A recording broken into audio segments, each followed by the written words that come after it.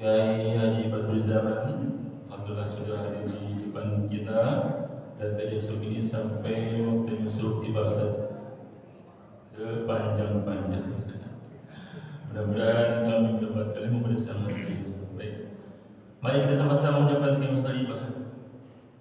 Subhanallah walhamdulillah wa la ilaha illallah wallahu akbar. Subhanallah walhamdulillah wa la ilaha illallah wallahu akbar. Subhanallah walhamdulillah wa la ilaha illallah wallahu akbar. Selanjutnya kita sama-sama dengarkan penyampaian dari guru kita Kiai Haji Badrul Zaman. Tafadhal masykuran.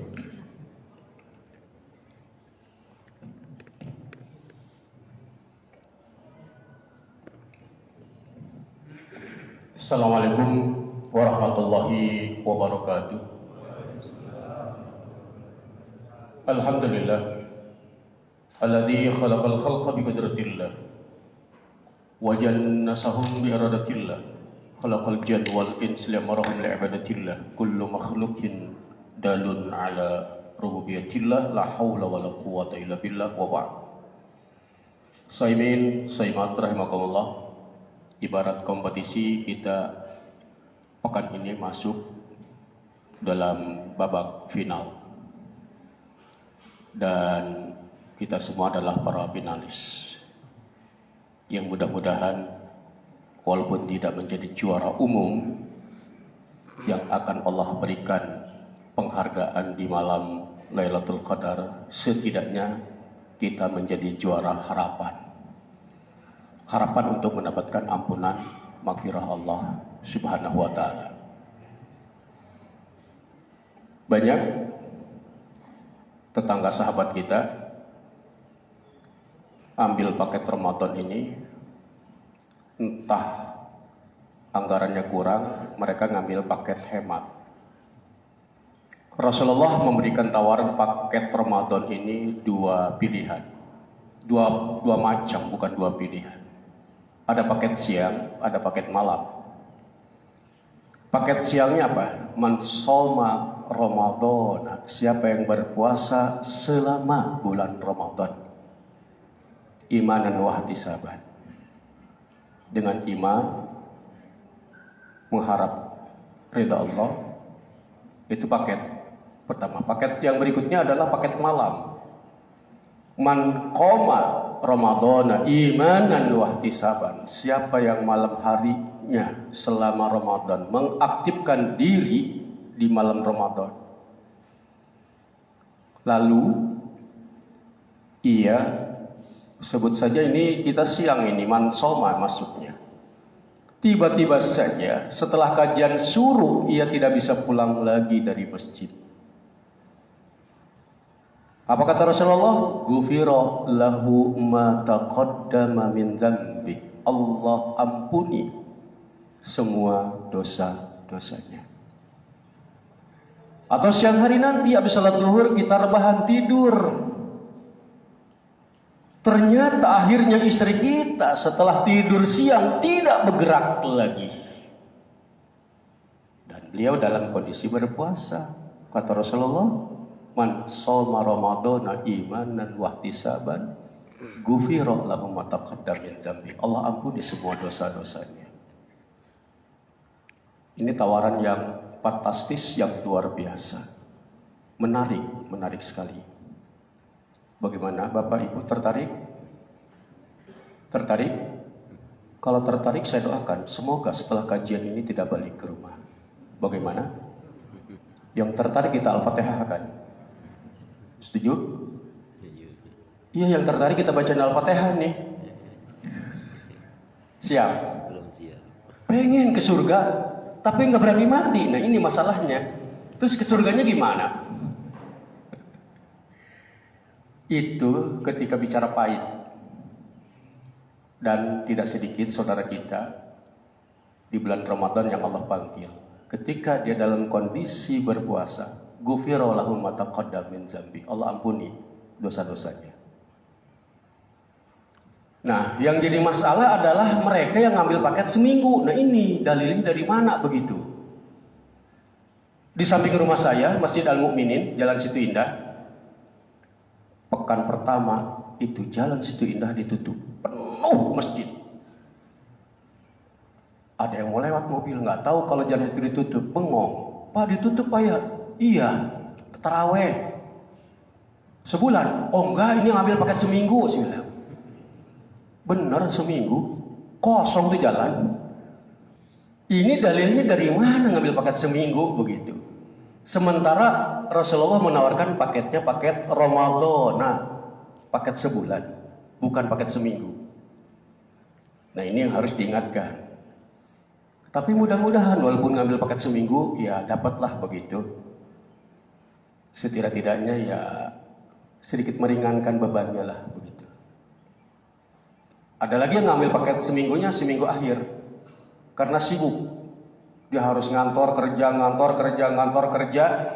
Nah nanti katanya di minggu terakhir libur baru. Nah ambil paket seminggu terakhir, ada yang begitu. Saimin rahimakumullah. Ada satu ayat di dalam surat Al-Kahfi ayat 53. Wara'ul mujrimuna nara. Orang-orang mujrim melihat dari kejauhan an-nara, gemuruhnya neraka, kepulan asap yang tidak mungkin siapapun bisa hidup, panas yang luar biasa, jilatan api yang luar biasa. Tapi mereka ini, si mujrim ini bukan menjauh dari neraka, justru merapat, melangkah, mendekat. Wa zannu annahum mulaqihim, dan mereka yakin bahwa mereka akan masuk ke dalam neraka tersebut. Mereka yakin akan masuk ke situ. Kenapa mereka nggak mundur? Kenapa mereka nggak menghindar? Kata Allah, lam yaj'al lahu masrifa, nggak ada jalan lain kecuali jalur itu semuanya menuju neraka. Mereka nggak punya benteng, nggak punya tameng yang bisa menghindarkan diri dari kepulan asap neraka. Ini belum ke neraka, masih dari jauh. Untuk sampai ke neraka itu masih butuh waktu 40.000 tahun. Dan setiap hari, setiap jam mereka bergerak mendekati neraka. Ini siksaan psikologis yang amat sangat dahsyat. Mereka sudah stres, padahal mereka belum masuk neraka. Masih 40.000 tahun untuk sampai ke neraka, dan mereka bukan mundur, bukan cari jalan lain kan? Kata Allah nggak ada jalan lain, memang nggak bisa. Semua terarah ke neraka itu. Mereka nggak punya tameng. Mengerikan. Rasulullah menjelaskan asyamu junnah. Puasa ini adalah tameng, perisai dari sentuhan api neraka, dari perbuatan kejahatan, dari kemungkaran dan sebagainya. Junnah, jim, nun, tak marbutoh, 3 huruf. Arti junnah adalah wiqayah. Maka kata Allah, kutiba alaikumus syiyam la'allakum tattaqun. Puasa, goal settingnya adalah Anda mendapatkan wiqayah, menjadi takwa. Waqayaki wiqayatan. Wiqayah artinya junnah, menjadi perisai, menjadi benteng, menjadi tameng. Junnah, jim, nun, ta marbutoh, 3 huruf. Kalau saja syakalnya kita ubah, jim, kalau junnah, dhammah. Kalau kita kasrah menjadi jinnah. Apa arti jinnah? Jamak dari jin. Minal jinnati wan nas. Kalau jinnya kita kasih syakal fathah menjadi jannah, surga. 3 benda ini, junnah, jinnah, jannah, abstrak, non visual, tidak bisa dilihat oleh kasat mata manusia. Jin tidak bisa dilihat oleh kasat mata manusia. Siapapun manusianya mustahil bisa melihat jin. Siapapun manusianya, di luar Nabi dan Rasul. La ya'lamuhul ghaib illa man irtada min rusulihi. Tidak ada manusia satu frekuensi bisa melihat jin di luar Nabi dan Rasul. Itu pun Nabi dan Rasul min rusulihi, min litaba'id, untuk menyatakan sebagian saja. Tidak semua Nabi dan Rasul bisa, karena ada huruf min, illa min rusulihi, kecuali sebagian. Di dalam bahasa Indonesia, min dikatakan sebagian untuk menyatakan separuh. Tidak semua Nabi dan Rasul satu frekuensi dengan jin. Jika ada manusia yang satu frekuensi dengan jin, bisa melihat jin, indigo, sixth sense, punya indera keenam, orang itu ada jinnya, positif.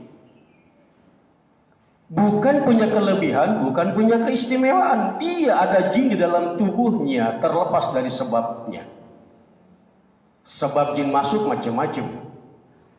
Ada yang faktor eksternal karena gangguan dari luar, sihir, santet, pelet, magic dan sebagainya. Ada yang faktor internal, memang dianya sendiri yang rajin berinteraksi dengan dunia klinik. Ada yang ngewirid yang aneh-aneh, ada yang diisi dan sebagainya.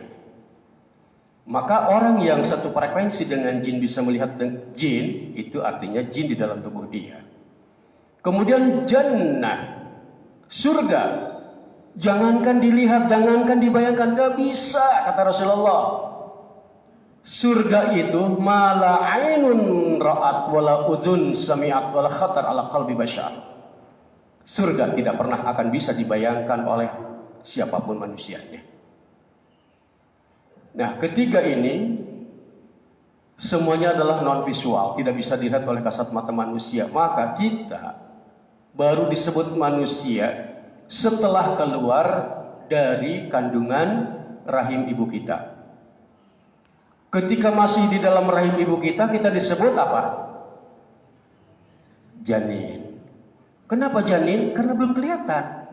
Setelah keluar baru disebut bayi. Jadi ibu-ibu yang hamil itu di dalam rahim isinya adalah apa? Janin. Ternyata bukan. Istri kita hamil, ibu ini hamil, di dalam rahim ibu isinya apa? Janin. Dulu saya berpikir janin, ternyata bukan. Setelah saya cermati, ternyata ibu yang hamil isinya bulan. Terbukti tetangganya kalau ketemu bertanya, "Jeng, berapa bulan?" Saya bengong, oh isinya bulan. Saya pikir tadinya janin, ternyata bulan isinya. Sadar saya, oh yang hamil itu isinya bulan. Pernah ada istri kita hamil ditanya sama tetangga, "Jeng, berapa janin?" Enggak ada. Mereka nanyanya bulan, berapa bulan. Jadi istri kita tuh hamil isinya bulan. Baru sadar saya bilang, oh iya ya isinya bulan, bukan janin ternyata. Kemudian kondisi di neraka itu seperti itu. Si mujrim dari jauh melihat neraka dan mereka tidak bisa menghindarkan diri dari sana. Lalu apa yang kira-kira bisa membuat seseorang terhindar dari neraka dan kemudian masuk ke dalam surga? Karena di sana tidak ada pilihan surga atau neraka. Rasulullah alaihi salatu wassalam memberikan banyak gambaran-gambaran. pasangan muslim ketika ia punya anak dan anaknya meninggal dunia sebelum balik, maka si kecil tadi kelak di akhirat dia masuk ke dalam surga lewat pintu bighairi hisab. Pintu ini tidak bisa diakses oleh orang-orang yang seperti kita. Ini pintu hanya khusus untuk mereka-mereka yang ke surga bighairi hisab. Anak pasangan muslim yang meninggal sebelum balik akan kesindarahkannya oleh para malaikat. Diceritakan oleh Rasulullah, itu si kecil oleh malaikat dituntun masuk ke dalam surga. Tapi si kecil nggak mau, ditarik, nggak mau. Kata malaikat, masuk dek, masuk. Nggak mau. Sampai akhirnya ke gerbang surga, masuk. Nggak mau, aku nggak mau. Kata malaikat, orang-orang semuanya pengen ke sini, kenapa kamu nggak mau? Aku nyari mamahku, aku nyari papahku. Masuk, mereka masih banyak, terlalu banyak urusannya. Mereka masih dalam persidangan. Tuh lihat, bapakmu ada di sakor, emakmu ada di sair. Masuk, itu gerbang surga dipegang oleh si kecil, digubrak-gubrak. Dan akhirnya Allah memerintahkan malaikat, panggil kedua orang tuanya, suruh masuk mereka. Lihat, berbahagialah kita yang punya anak meninggal dunia sebelum balik. Mereka akan mencari kita, memberikan syafaat dan menuntun ayah bundanya masuk ke surga. Dahsyat luar biasa. Maka hari ini kita yang punya anak kecil, doakan supaya mereka panjang umur, soleh, begitu. Jangan didoain mati, jangan. Ini bicara pahitnya nih, apesnya gitu loh maksudnya. Artinya ketika ada tetangga kita, anaknya lagi asik-asiknya, lagi lucu-lucunya meninggal dunia, hibur dengan dalil ini. Bukan berarti kita punya anak kecil kita doain mati, detong lu mati, jangan sampai gede. No abang lu udah gede error. Enggak begitu kali. Doakan supaya mereka menjadi anak yang soleh, solihah, panjang umur, rezekinya Allah buka, begitu. Ketika kita punya anak sebelum balik meninggal dunia, berbahagialah. Sedih dah pasti sebagai manusia. Apalagi anak lagi asik-asiknya ya, terutama istri kita yang sangat terpukul tuh ibu-ibu, istri kita terpukul ketika anak lagi lucu-lucunya meninggal dunia, itu bikin shock para istri. Kalau buat kita bapak-bapak tidak terlalu lebay. Bahasa lainnya cuek begitu. Terserah mati juga, begitulah kira-kira. Tuh yang pada hidup juga banyak katanya, pada error semuanya ngeselin, begitulah kira-kira. Nah itu apresiasi yang akan Allah berikan kepada pasangan suami istri muslim yang anaknya meninggal dunia sebelum balik. Kemudian ada lagi kata Rasulullah, pasangan muslim ini akan masuk ke dalam surga ketika punya anak perempuan dan dia bisa mengarahkan, mendidik, membawa anak perempuannya menjadi salihah. Jaminan dari Allah dan Rasulnya, orang tua yang seperti itu masuk ke dalam surga. Di dalam hadis, anak perempuannya 3, bukan 1, 3. Tiga-tiganya solehah, apalagi 4 solehah semuanya, 5 solehah semuanya. Terbuka lebar bagi pasangan, bagi kedua orang tuanya. Saya anak perempuan baru 2. Alhamdulillah sih belum ada masalah sampai hari ini, baik-baik saja. Cuman kan di hadis 3, saya masih kurang 1. Sementara istri udah gak mau lagi hamil katanya. Ini yang lagi saya pikirin gimana caranya supaya dapat 3 begitu.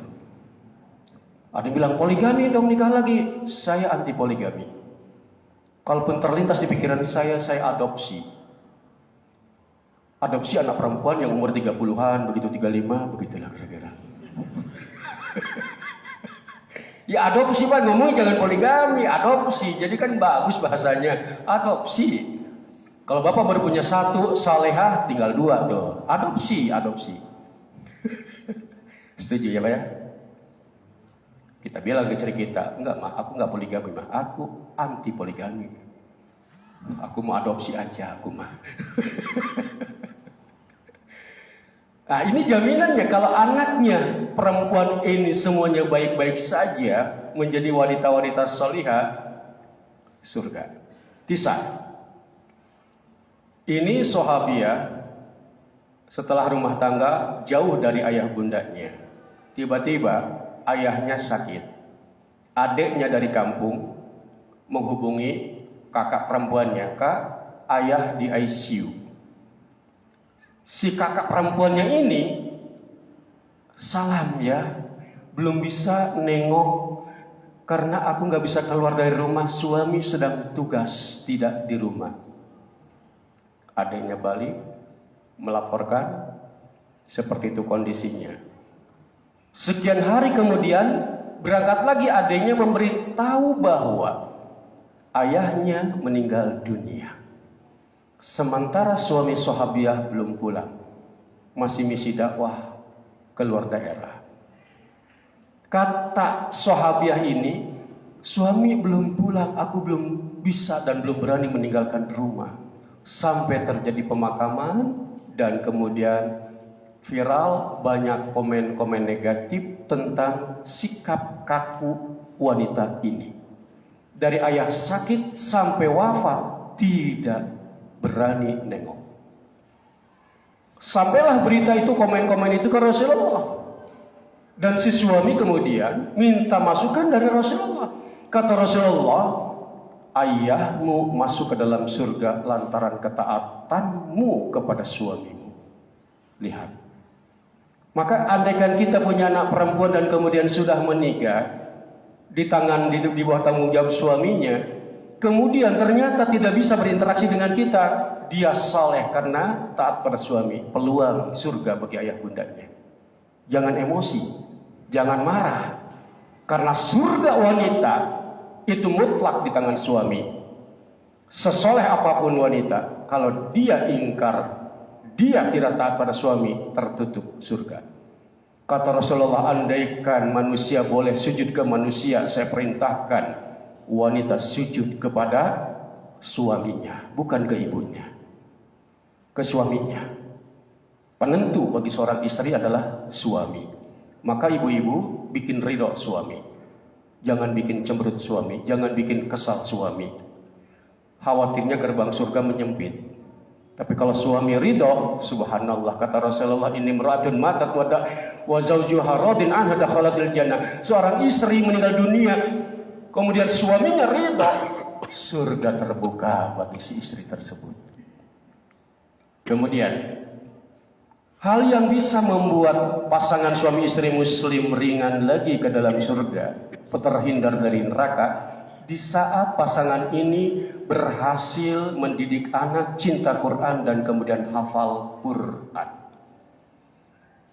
Ketika anak kita hafal Quran, kita bukan sekedar ke surga, tapi Allah menyematkan mahkota di tengah jutaan manusia dalam mahsyar.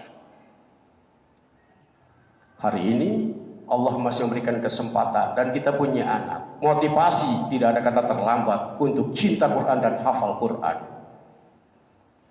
Alhamdulillah saya punya tabungan sudah 3 anak hafal Quran.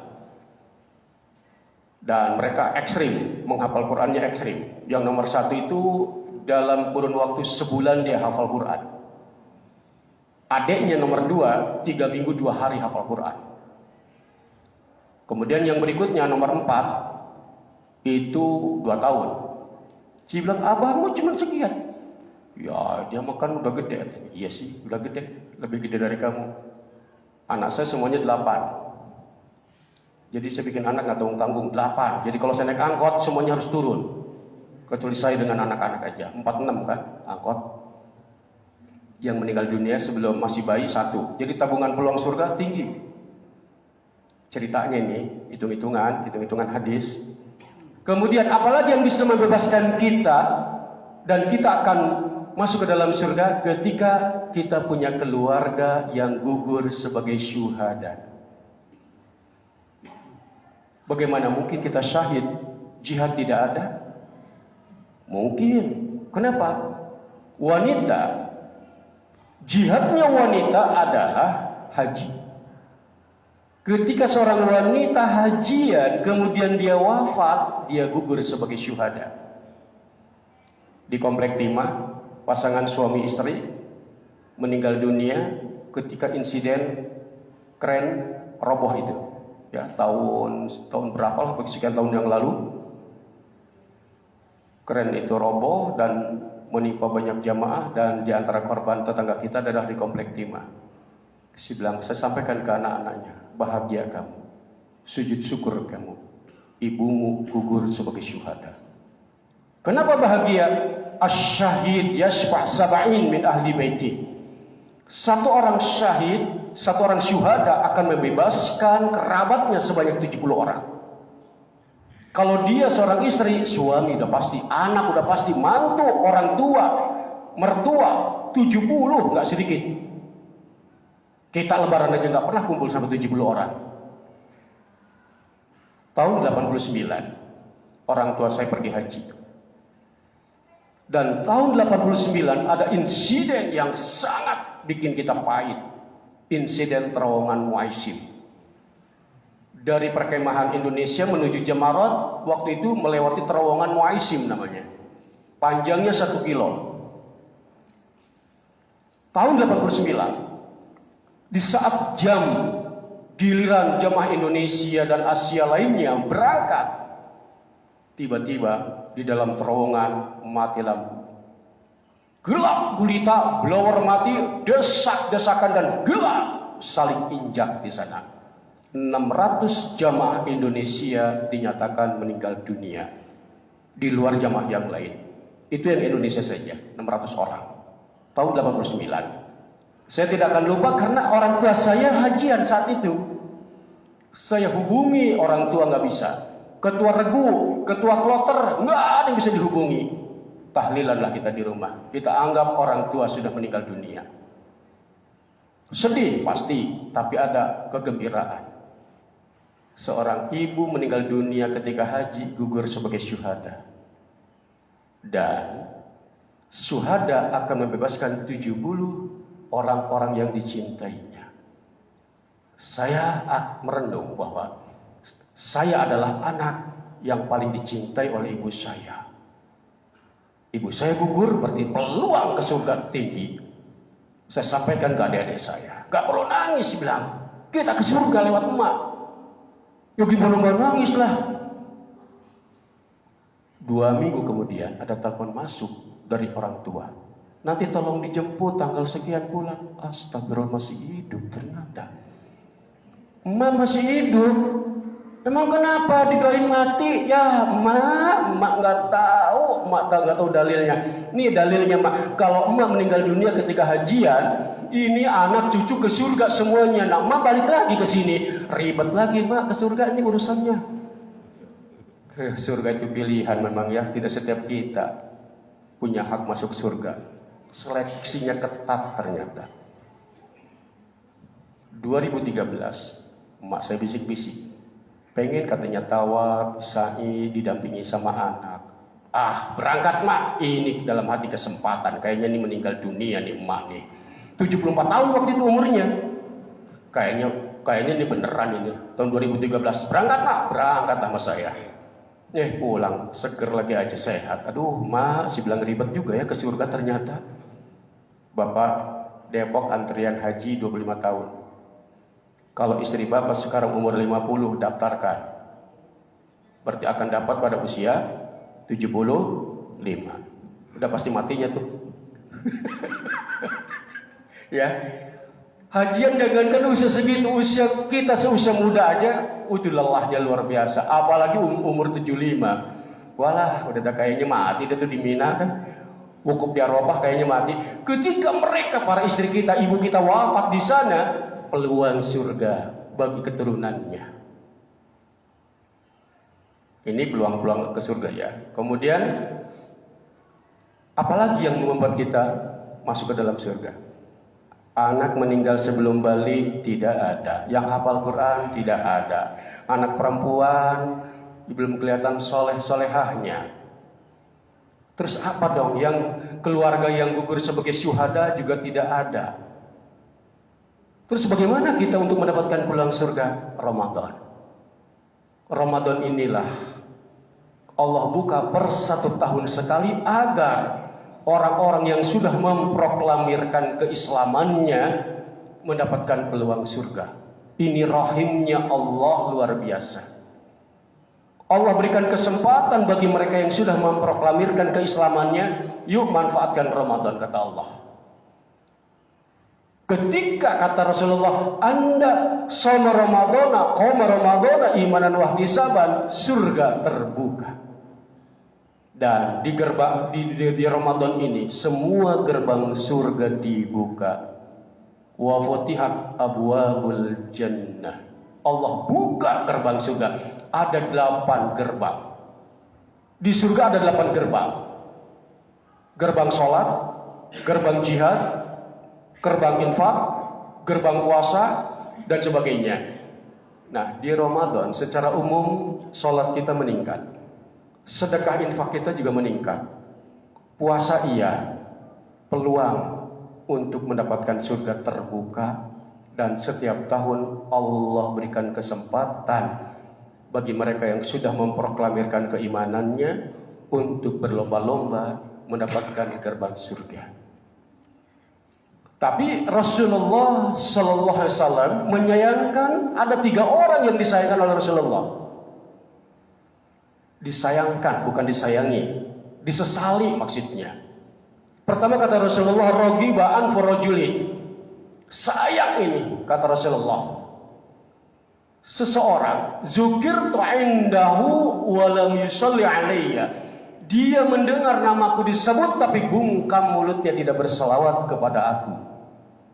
Maka sunnah ketika mendengar nama Rasulullah disebut, kita menjawab sallallahu alaihi wasallam atau Allahumma salli wa sallim alaihi. Ketika kita diam, kata Rasulullah, ragiba an farajulin, sayang itu orang. Yang kedua, ragiba an farajulin, sayang ini orang, dakhal alaihi Ramadan suman salakha falam yughfarlah. Dia lewati Ramadan dengan merasa tidak butuh terhadap Allah. Orang lain berlomba-lomba malamnya memaksakan diri untuk mendapatkan ridha Allah di tengah lelah dan capeknya, tapi banyak muslimin di Ramadan masih asik-asik saja, siang nggak puasa tanpa uzur syar'i, malam orang lain bergegas menuju tarawehan, sementara dia masih asik-asik saja di rumah, bahkan gaplehan, nauzubillah. Nah, di dekat di posko depan geria itu ke Ramadan gaplehan. Si bilang, ya salah. Kalau ditanya mereka muslim. Ini disesali oleh Rasulullah, rogiba an farajulin, sayang ini orang. Kemudian lagi yang ketiga kata Rasulullah, rogiba an farajulin, sayang ini manusia, wajada abawahu walam yadkhulul jannah. Dia dapatkan ayah bundanya, orang tuanya masih hidup tua renta, tapi tidak menjadikan dia masuk ke dalam surga. Orang tua kita masih ada, entah bapak kita, entah ibu kita, sudah tak berdaya, butuh sentuhan bantuan tangan kita. Tapi kita terjebak dengan kesibukan. Kata Rasulullah, sayang ini orang, sayang. Padahal ketika dia sisihkan waktu untuk berkhidmat kepada orang tua yang sudah tak berdaya ini, gerbang surga terbuka lebar. Maka berbahagialah, beruntunglah bagi kita yang masih punya orang tua yang masih hidup. Allah memberikan peluang dan kesempatan, manfaatkan itu. Kemudian Saimin Saimat rahimakumullah. Di dalam surga viral nama Juhaina. Di neraka pun viral juga. Dan ketika nama ini dipanggil oleh malaikat dari neraka, dibebaskan, Juhaina ini dibebaskan, itu penduduk neraka semuanya nangis. Kenapa nangis ketika orang ini dibebaskan? Artinya mereka sadar setelah nama ini disebut, yang lain tidak akan pernah berkesempatan lagi masuk ke dalam surga. Karena inilah orang yang terakhir masuk ke dalam surga. Maka penduduk neraka ketika nama ini dipanggil, semua mereka histeris. Kenapa kami tidak dipanggil? Kenapa kami ditetapkan sebagai penduduk neraka padahal kami juga muslim? Nah, di sini mereka mengklaim dirinya muslim, tapi Allah menolak keislaman mereka. Banyak hari ini yang mengklaim dirinya muslim, tapi Allah dan Rasulnya tidak mengakui. Ini yang jadi masalah. Sebut saja mereka orang-orang Syiah, atau di kampung halaman kita Islam Nusantara, mengklaim dirinya muslim, tapi mereka bersama Allah dan Rasulnya sudah tidak dianggap. Dan ketika nama ini disebut oleh malaikat dan dia dibebaskan, di situ penduduk neraka nangis histeris. Kemudian Rasulullah menceritakan orang yang terakhir masuk ke dalam surga. Ketika si hamba ini terbebas dari neraka dan dia menjauh, sudah mulai berkurang panasnya, lalu dia menoleh ke belakang. Dia bergumam, Subhanallah, ya Allah, terima kasih. Ternyata tidak ada orang-orang yang seperti aku bisa bebas. Padahal dia yang terakhir. Dia yang terakhir ke surga. Tapi dia masih bersyukur karena di belakang dia banyak sekali manusia tidak bisa bebas dari neraka. Yang terakhir ke surga bersyukur sama Allah. Setelah dia terhindar jauh dari neraka, kemudian Allah memperlihatkan sebuah pohon. Ketika si hamba ini melihat pohon, si hamba merengek kepada Allah, ya Rabb, izinkan hamba untuk bisa berteduh di pohon itu. Kata Allah, berangkat. Berangkatlah si hamba ini. Sampai ke pohon yang dituju, ia sujud syukur kepada Allah. Dia berteduh di bawah pohon, sudah tidak merasakan panas neraka sama sekali. Dia nikmati hari-hari itu. Di saat dia menikmati hari-hari indahnya, tiba-tiba Allah memperlihatkan lagi pohon yang jauh lebih rindang, taman yang indah. Si hamba tercengang, ya Rob, ternyata masih ada yang lebih indah. Izinkan hamba untuk bisa ke tempat itu, ya Allah. Kata Allah, nanti kamu udah nyampe sana minta lagi yang lain. Tidak, ya Allah, cukup di situ, ya Allah. Berangkatlah si hamba. Sampai ke tujuan, dia sujud syukur lagi. Dia berada di sebuah taman yang indah sejuk. Di saat dia menikmati hari-hari keindahannya, Allah kembali memperlihatkan taman yang jauh lebih indah dan ada sungai mengalir. Si hamba tercengang. Ya Allah, kirain tidak ada lagi, ya Allah. Ya Allah, bolehkah hamba ke sana? Kan kemarin juga ditanya, nanti kamu minta lagi. Kata kamu, enggak. Hamba tidak tahu, ya Rob. Ya Allah, izinkan hamba haus pengen minum. Berangkat lagi si hamba. Sampai di TKP. Berbahagia sujud syukur, menikmati air sungai yang ada. Di saat dia menikmati hari-hari indahnya, Allah kembali memperlihatkan taman yang jauh lebih indah, sungai mengalir, dan warawiri wanita. Ini yang membuat si laki-laki, si hamba ini bengong karena di sana ada perempuan. Rasulullah tersenyum ketika menceritakan ini. Kenapa lihat laki-laki sampai akhirat? Itu jelalatannya luar biasa.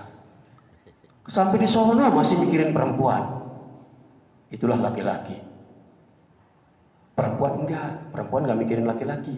Laki-laki kalau ngeliat perempuan itu sampai di akhirat, kata Rasulullah, masih saja ya, jiwa berburunya itu enggak hilang. Maka ibu jangan terlalu positif thinking, jangan terlalu percaya kepada suami. Suami saya enggak mungkin, udah tua, enggak mungkin lagi lah sama perempuan. Jiwa berburu laki-laki nggak kenal batas usia, sampai nenek-nenek, kakek-kakek, terus itu si laki-laki. Makanya perhatikan, nenek-nenek jalan dengan kakek-kakek jalan beda. Si nenek jalan pegang tongkat, olengnya kanan kiri. Sambil oleng tuh kanan kiri. Si aki olengnya kemana? Atas bawah. Itu bukan masalah desain itu, memang itu fitrahnya seperti itu. Dan itu punya arti. Ati. Kata si Ati, ya olehnya kan ke atas bawah. Lagi. Si nenek bilang, Oga. Dahsyat luar biasa. Jiwa berburu laki-laki itu seperti itu. Maka Allah memberikan motivasi kepada kita. Bersabar. Di surga Allah menyiapkan wanita-wanita cantik. Wanita yang la yamassuhul jinnu walal ins. Wanita yang tidak pernah berinteraksi dengan siapapun, baik dengan manusia ataupun dengan jin. Tidak pernah chatting, tidak pernah ada di medsos, tidak pernah komunikasi dengan siapapun. Nah, si hamba ini melihat dari kejauhan ada wanita yang warawiri di taman itu. Si hamba merengek lagi kepada Allah, "Ya Rob, izinkan hamba untuk sampai ke sana." Berapa kali katanya cukup, ternyata tidak. Akhirnya Allah mempersilahkan si hamba berangkat. Sampai di tempat tujuan, kembali sujud syukur dan dia cari wanita yang dari kejauhan itu dilihat. Ternyata wanita itu tidak ada. Dia teriak, manggil-manggil. Dijawab, perempuan itu masih jauh. Ternyata jauh dan ada di balik tembok besar. Dek, di mana? Aku di surga. Ternyata si hamba ini belum masuk ke surga. Dia belum di surga ternyata. Kalau tadi yang mujrim menuju neraka 40.000 tahun, muslim yang akan menuju surga pun dari jauh sudah merasakan indah dan nikmatnya. Maka sunnah bagi kita mengkafani, mengurus jenazah yang muslim dipercepat. Karena ketika sakaratil maut, keindahan surga sudah Allah pamerkan. Dan dia pengen segera kalau bisa lari begitu ke sana. Sunnah bagi kita untuk menyelesaikan jenazah muslim secepat mungkin agar dia bisa merasakan nikmatnya janji-janji Allah.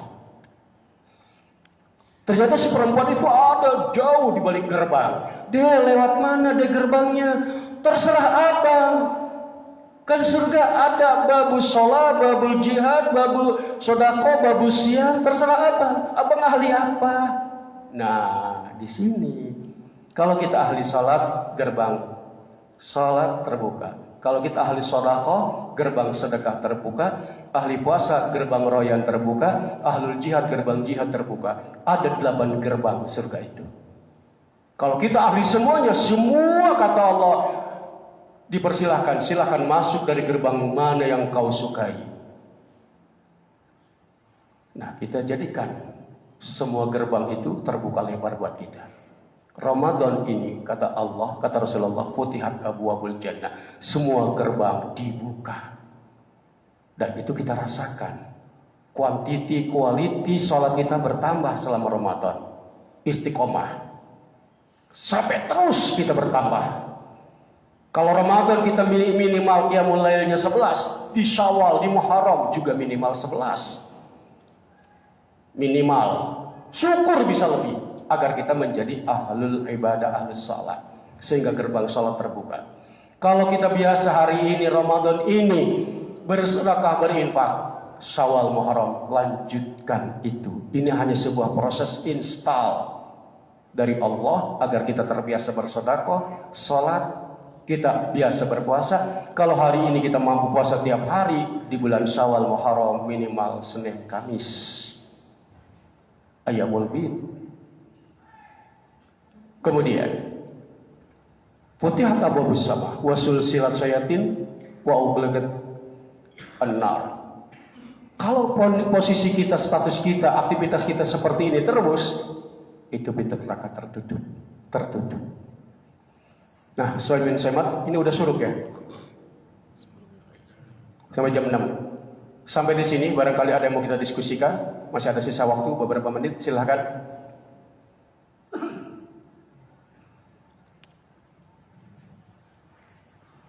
Ini nggak ada air minum. Aus ya. Siapa yang ngomong terus? Jadi kalau ditaruh kan di sini ya, ditaruh nih. Lupa itu kan ada unsur pendukungnya, lupa. Lupa minum, lupa makan karena di depannya ada makanan. Nah kalau nggak ada kan gimana lupanya saya? Nggak bisa lupa dong, ini kan nggak ada apa-apa masalahnya. Kalau di sini tersedia gitu ya, ada cemilan, ada nasi, ada air. Nah, itu faktor lupa akan terjadi karena ada unsur pendukungnya. Kalau ini kan nggak ada unsur pendukung, makanya minimal sedain aja dah gitu. Kali aja lupa kan gitu. Silakan, barangkali yang bertanyakan ada yang mau kita diskusikan, silakan.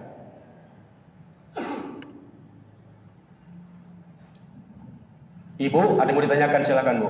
Apa aja bebas.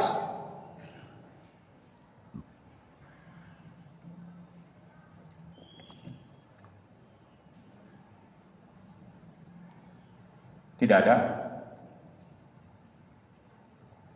Ngantuk?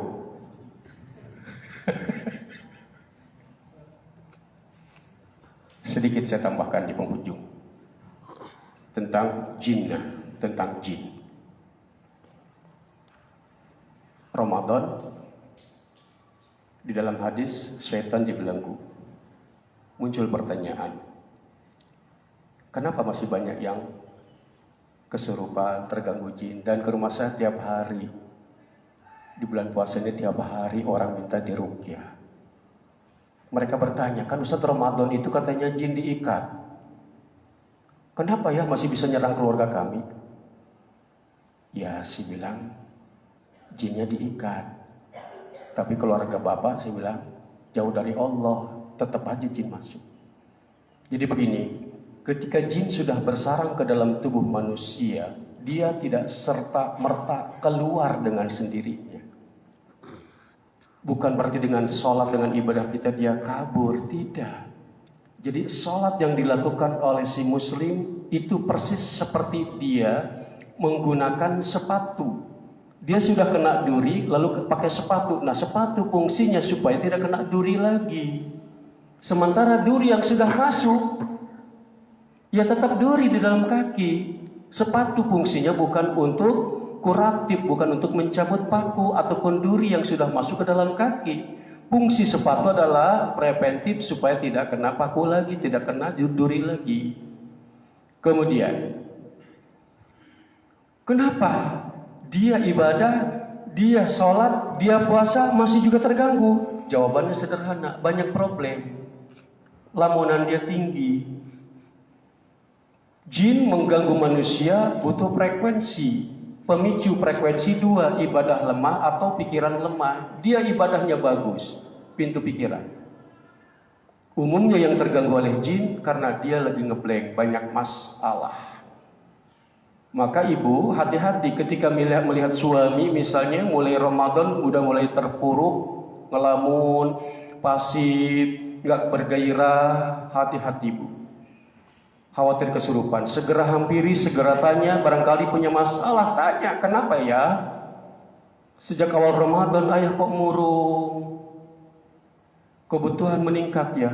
Enggak, biasa aja sih mah.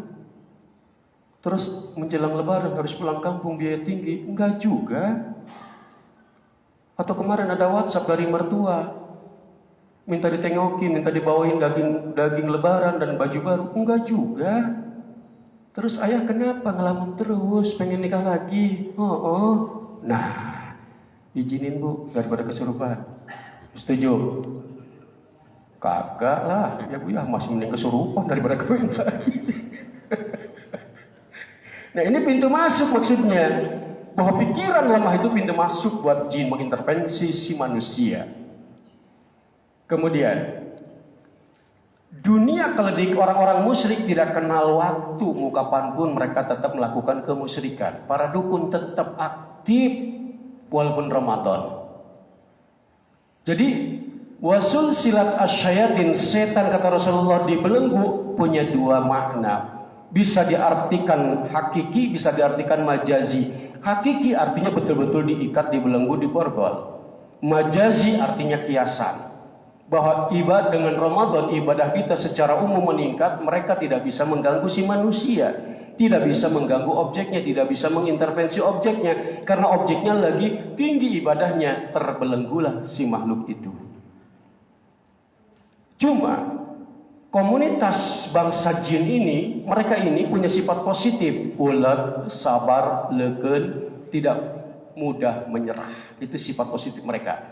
Teamwork mereka ini solid. Maka ketika jin sudah mendapatkan order dari majikannya, dari dukun, dia akan terus tongkrongi objeknya. Lalu, apakah makhluk ini semuanya jahat? Enggak juga. Di dalam surat ke-72, wa ana minas solihun wa minaduna zalikuna tara'iqa qidada. Kata bangsa jin, sebagian kami saleh, puasa, tarawih, qiyamul lail, kuna tara'iqa qidada. Kami antara satu dengan yang lain berbeda-beda.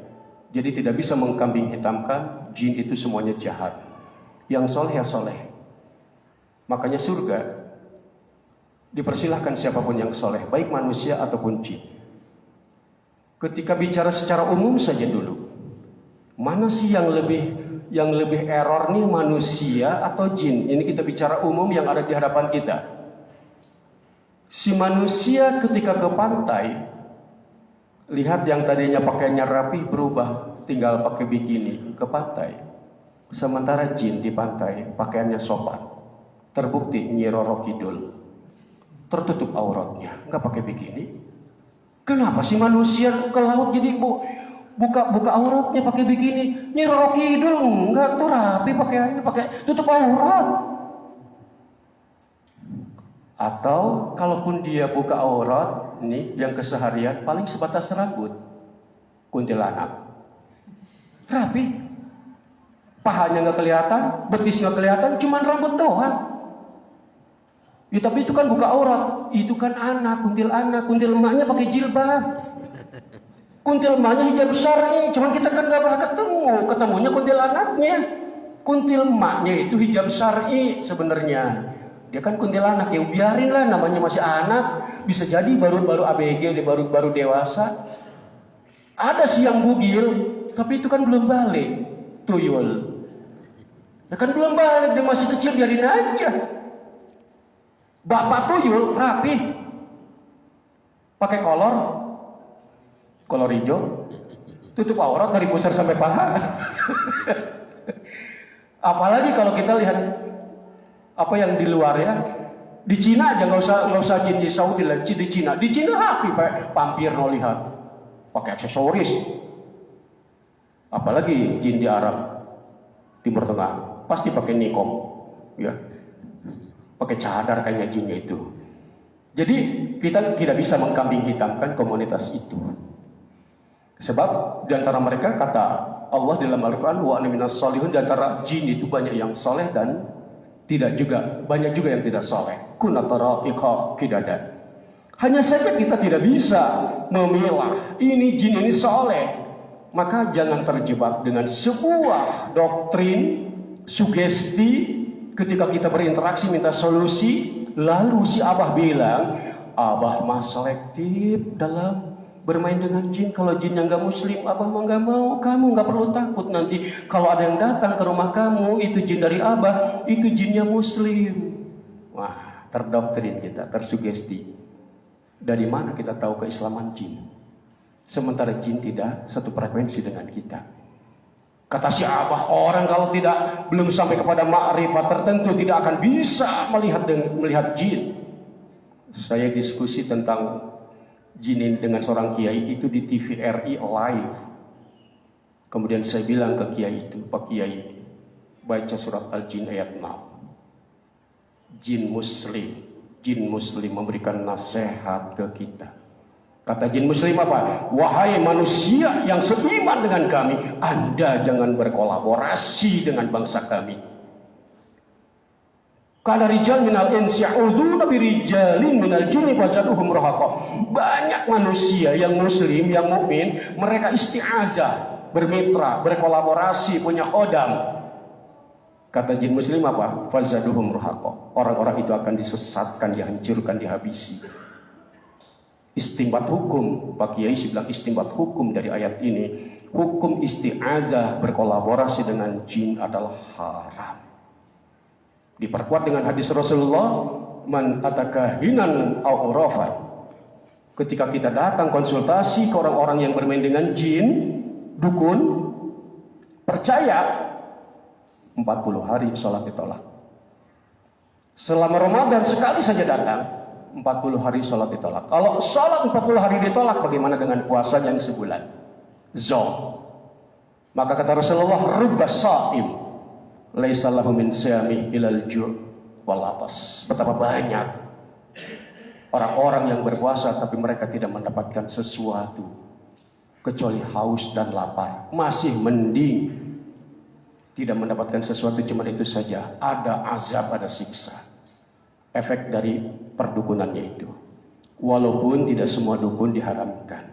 Tidak semua dukun. Jadi jangan mengkambing hitamkan dukun. Setidak-tidaknya masih ada 2 dukun yang dibolehkan dalam Islam. Dukun beranak sama dukun urut. Boleh, itu sih nggak apa-apa.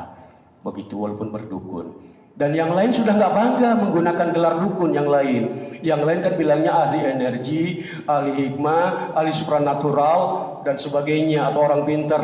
Yang masih bangga menggunakan gelar dukun 2 orang ini. Dukun beranak sama dukun urut. Yang lain udah nggak bangga begitu. Dan ini boleh. Dukun urut, dukun beranak ya boleh. Kenapa boleh? Karena mereka rasional. Maka dalam menseleksi, dalam mencari solusi, menseleksi, memilah mana dukun mana bukan, 2 dalil. Supaya kita tidak terkecoh. Jangan terjebak, dia pimpinan pesantren, dia kiai, bukan itunya. Santrinya banyak, bukan itunya. 2 dalil untuk memastikan bahwa solusi yang kita ambil itu adalah benar. Dalil nakli, wahyu. Wahyu tidak melarang. Tapi kita orang awam, nggak ngerti hukum, nggak ngerti agama, oke. Kalau dalil nakli kita tidak mumpuni, tidak bisa karena kita awam, masih ada 1 dalil lagi, dalil akli, logika, keilmiahan, rasional. Ketika solusi itu tidak rasional, bertentangan dengan dalil akli, maka solusi itu haram. Ketika otak kita bicara, kok orang tua sakit, dibawa ke seseorang, diobati, kemudian kata si pengobat, nanti penyakitnya akan dipindahkan ke kambing. Otak bicara, kok bisa ya? Kalau sudah pakai kok haram. Tapi dia kan ustaz, sempat viral ya, karena dia promo lewat TV yang dari Bekasi di Jalan Berlian Haryono. Ustaz fasih dalam bahasa Arabnya, tilawahnya, memindahkan penyakit ke kambing. Masyarakat bilang bayar seridoknya. Tidak. Seridoknya itu kita datang, antri, keringetan, masuk, pintu keluar. Itu seridoknya. Udah nggak pakai tanya-tanya. Kalau yang pakai tanya-tanya, ruangannya VIP, itu minimal 6,7 juta. Minimal paling murah. Maka nanti si front office akan melihat orang ini datang pakai apa. Oh, naik Gojek, sudah suruh antri. Datang pakai Camry, masuk ruang VIP. Dipisah. Kita nggak bisa masuk ruang VIP datang aja naik Gojek.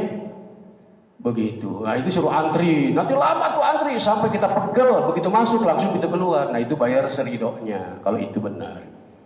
Ada lagi yang pakai telur, ya. Itu sempat masuk penjara dia kan, karena ada yang mempidanakan kasus penipuan praktek di Pondok Pinang di depan PIM 2 Guntur Bumi. Masuk penjara akhirnya. Dia pengobatannya dengan menggunakan telur. Dari telur keluar macam-macam. Penyakit orang dicabut lewat telur. Dahsyat luar biasa. Saya ceramah di Pondok Indah. Temanya sihir santet, solusi rasional ilmiah islami. Itu DKM pasang pagi, spanduk sore hilang. Bikin lagi, hilang lagi, bikin lagi, hilang lagi. DKM nalpontat baru kali ini katanya ada tablik akbar, ada pengajian, spanduk hilang mulu katanya. Si bilang begini Pak Jarib, bikin lagi 1 lagi spanduk tempel di rumah si Guntur Bumi. Kalau hilang dia nurunin. Kok Ustadz mengarah ke situ? Ya siapa lagi lah, saya bilang. Dia, saya bilang. Dia kenal saya, saya bilang. Dan dia dari dulu memusuhi saya, menganggap saya tukang mengganggu ATM-nya. Begitu. Kita juga berpikir begitu. Iya udah bikin aja 9. Dan hari H saat pengajian itu orang-orang dia diturunkan. Sampai DKM bilang, "Tat, kalau ada WA masuk langsung baca. Situasi nggak aman," katanya. Siap. Ring. Pakai batik, kopiah ini, itu tangan kanannya. Pakai ini, itu tangan kanannya. Di sudut sana, wah terame tuh di WA tuh. Jadi sambil ngomong saya baca WA. Terakhir begitu acara tanya jawab, ada satu orang bertanya, saya lihat yang bertanya, ini tangan kanannya beliau nih. Dia nanya, "Ustadz boleh tahu nggak rumahnya di mana?" Bapak maju. Saya bilang, "Tulis nomor handphone saya. Ada buku, tulis alamat saya. Jangankan siang Pak, Bapak malam datang jam 1 malam, mau semobil 2 mobil saya ladenin." Saya bilang, "Loh kok Ustadz katanya baca jawabannya tendensius." Saya bilang, "Nggak perlu pura-pura, saya tahu siapa kamu." Mulai dia gemeteran, dianggapnya seorang hebat kan, padahal saya dari WA, ini tangan kanannya beliau. Saya bilang, "Anda ini tangan kanannya dia." Benar? Diam dia. Dia berpikir saya orang sakti, bisa tahu siapa dia, padahal saya tahunya dari WDKM. Begitu. Dan akhirnya dia terbuka bahwa telur itu prosesnya dialah bagian divisi, masukin benda-benda ke dalam telur, dia teknisinya. Setelah banyak diskusi dengan saya, alhamdulillah dia kemudian jadi sahabat, taubat dia dari sana. Setelah 2010 dia jadi tumbal, nyaris dipenggal, dipancung kepala dia tahun 2010. Namanya Nana, Ustadz Nana. Kalau kita ke PIM 2 di sana ada Masjid Al-Musyawarah, tanya Ustadz Nana. Tahun 2010 dia nyaris menjadi tumbalnya Guntur Bumi. 2010 berangkat haji. Di imigrasi ada yang dicurigai oleh orang imigrasi, sebuah handbag isinya rambut potong. Orang imigrasi menyingkirkan benda itu. Dan kemudian mencari pemiliknya, nggak ada yang mengklaim, tidak ada yang ngaku. Sementara di dalam handbag itu koper kecil, isinya adalah rambut dan foto numpuk.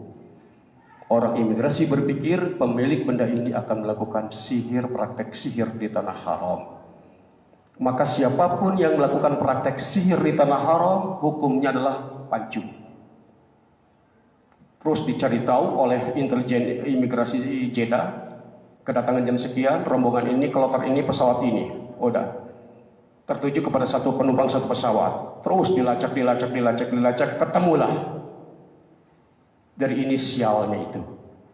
Dan intelijen langsung ke Mekah memburu orang yang diduga dan tertangkaplah namanya Nana. Kemudian disodorkan, ini punya Anda. Itu bukan punya saya. Oke, Anda nanti pembelaan di mahkamah. Diborgol, dibawa, tarhil, masuk penjara. Persidangan terus berjalan, nangis setiap malam sampai air mata pun habis. Duta turun tangan, konsulat turun tangan, semua turun tangan ingin membebaskan Nana ini. Tidak ada yang bisa. Akhirnya semuanya mengatakan, "Pak Nana, yang bisa menolong Anda cuma satu lagi, Allah. Kami sudah tidak bisa. Lobby, nego sudah tidak dianggap." Stres, pancung, itu 2010. Dan subhanallah, Allah masih memberikan kesempatan terhadap Nana ini. Ada warga Saudi, hasil nego dan lobby dari konsulat di sana, memberikan jaminan ke mahkamah. Bebaskan orang ini, jaminannya dia. Dan akhirnya Nana diminta untuk bayar denda. Maka semua aset di kampung halaman, pinjam kiri kanan, dimasukkan untuk bayar denda ke persidangan. Lalu ketemu saya, udah ada geleng-geleng kepala, "Gila Tat," katanya, "tobat dah hidup." Si bilang, "Allah kan sudah ngejelasin Tat," si bilang, "kalau kita bergaul dengan pedagang parfum kita harum, ikut harum." Si bilang, "Antum bergaul sama yang begitu. Kaya enggak, sengsara iya, itu di dunia." Sih bilang, "Ini dunia belum ke akhirat." "Iya Tat," katanya, "udah anak tobatnya sekarang." "Ya kalau nggak tobat terlalu," sih bilang. Nah, maka Saimin Saimat rahimakumullah, berhati-hatilah. Gak mungkin Rasulullah melarang kalau itu akan memberikan dampak positif ke kitanya. Pasti akan menghancurkan kita. Jam 6:04. Masih ada yang bertanyakan? Tidak? Kalau tidak ada yang nanya, saya tambah lagi ini sampai dohor. Saya akan berhenti kalau ada yang nanya, gitu aja. Kalau nggak ada yang nanya, saya tambah lagi ini. Ada yang nanya? Berarti berakhir gitu. Kan bisa sudah membuat dia terbantu. Iya. Awak kita seperti yang katakan anak yang sehat gitu. Kita di rupiah. Ada juga di rupiah. Gini, ada sebuah hadis yang menyatakan orang yang minta diruqyah tidak akan mencium aroma surga. Hadis itu sahih. Pertama itu. Kenapa orang yang minta diruqyah kok nggak bakal mencium aroma surga? Artinya haram, nggak boleh. Begini, latar belakang keluarnya statement Rasulullah itu kaitannya, artinya asbabul wurud dari hadis itu. Ketika sudah masuk Islam di Mekah, sejumlah kaum muslimin ketika punya problem, mereka datang lagi ke para rahib-rahib seperti mereka di masa jahiliyah. Nah, ketika solusi dari rahib-rahib itu kan mereka baca mantra. Mantra di dalam bahasa Arab disebutnya ruqyah, sama. Maka disitulah muncul ruqyah syirkiyah, ruqyah syar'iyah. Kalau kata si Alam, ada mbah dukun ngobati pasiennya, lalu kumat kamit disemburkan, buas kan gitu, konon katanya sakitnya diguna. Nah, kumat kamit itu di dalam bahasa Arab disebutnya ruqyah. Nah, itu ada yang syirik, ada yang syar'i. Kita datang ke kiai lalu dikasih air itu hasil wirid, hasil mantra si kiai. Boleh tidak? Tergantung bacaannya benar apa enggak. Mintanya ke siapa? Tapi kita kan nggak dengar apa yang dibaca oleh dia. Jangankan kita, si kiai yang baca aja nggak dengar karena cuma kumat kamit kayak Mas Koki kekurangan oksigen. Wah, itu ada ilmunya. Walaupun dia kumat kamit, kita akan tahu apa yang dibaca sama dia. Itu ada ilmunya. Itu mahal ilmunya, nggak sekarang lah ya. Atau sekarang aja? Mau sekarang? Ya untuk langganan saya jelas ini, buat langganan aja ini ya. Bagaimana bisa tahu bahwa dia bacanya benar? Pahami dua hal, tauhid dan akhlaknya. Kalau tauhidnya benar, bacaannya pasti benar. Kalau akhlaknya benar, doa dia diproses sama Allah. Tapi kalau tauhidnya rusak, ya sudah, kita syubhat minimal. Itu caranya. Maka kalau air misalnya, sebutlah kita lagi qiyamul lail atau ada yasinan di majlis taklim, kita naruh air supaya air itu kena air ruqyah bareng-bareng di majlis taklim lalu diberikan ke ibu kita yang sakit, boleh kalau itu sih. Karena yang dibacanya juga jelas begitu. Kita tabaruk ngambil keberkahan dari ayat yang dibaca, boleh kalau itu seperti itu. Bahkan Rasulullah bukan sekedar merajah air satu gelas, air sesumur dirajah. Ketika kasus perang Badar, Rasulullah kaum muslimin ngambil sebuah lembah yang ada mata airnya, padahal mata air itu sudah diracun oleh kafir Quraisy. Rasulullah tidak tahu, kaum muslimin tidak tahu. Jibril membisikkan ke Rasulullah, hati-hati ya Rasulullah, air itu sudah diracun oleh mereka. Rasulullah kumat kamit, ya bahasa kitanya artinya munajat sama Allah, dan diludahilah sumur itu, dan kemudian Rasulullah mengambil satu gelas dan meminumnya. Netral. Artinya boleh kita pakai air, mendoakan orang yang sakit pakai air itu boleh, sebatas itu. Kemudian untuk ruqyah tadi, kita sehat ya. Terus kita mengasumsikan diri begini. Kita mengasumsikan diri karena harus ada indikasi, ada indikatornya sampai kita berasumsi. Indikatornya apa? Ingat, orang yang ada jinnya itu akan punya ada indikasi-indikasinya. Pertama, indikator fisik. Secara fisik dia ringkih, sakit-sakitan melulu dan tidak selesai dengan tindakan medis. Keluhan yang paling umum yang saya evaluasi, yang saya catat, orang yang kena gangguan jin, keluhannya itu kepala, migrain, vertigo, 7 keliling, 8 tanjakan, 9 putaran. Kemudian perut, nggak ada nyamannya. begah, emah, asam lambung tinggi, perasaannya, hobinya dua, kerokan sama injekan. Itu ciri orang kena gangguan jin. Kerokan gak ada berhenti-berhentinya. Masih muda, tapi aroma udah kayak nenek-nenek, balsem, minyak angin, kayu putih, dahsyat luar biasa. Bepergian gak pernah lepas dari jimat. Jimat orang yang kena gangguan jin, minyak angin, bodrek, paramek, panadol, itu jimatnya. Selalu begitu. Itu yang saya evaluasi. Tapi ini indikator asumsi ya. Belum tentu iya maksudnya. Jadi jangan pernah berpikir mertua Allah dikerokin, ya emak ketempelan. Enggak, bukan begitu maksudnya, bukan. Tetangga pakai koyo, ya kena jin dia. Enggak, bukan begitu. Cuma orang yang kena gangguan jin akan mengalami gangguan fisik seperti itu.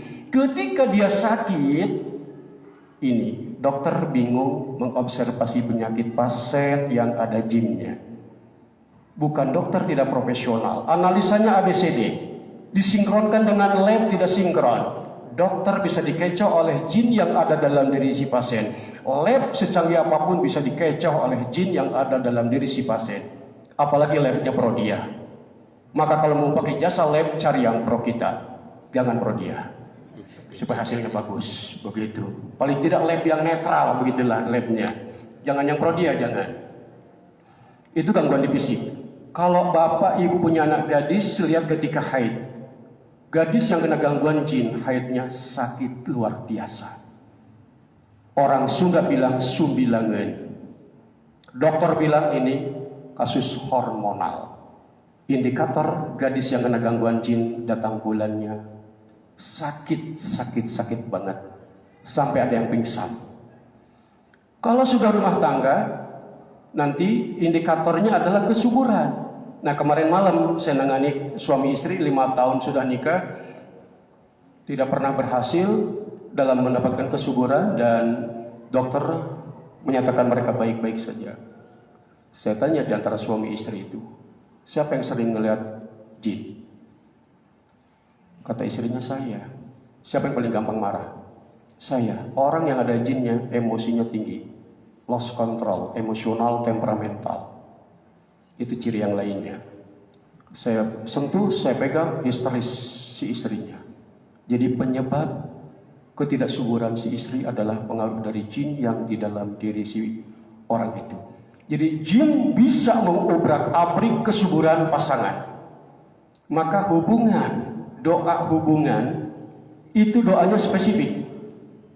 Allahumma jannibna minasyaitan wa jannibi syayatin mimma razaqtana. Tidak ada doa yang spesifik nyebut jin kecuali ketika ada hubungan itu, ketika akan hubungan itu saja. Kasus terjadi.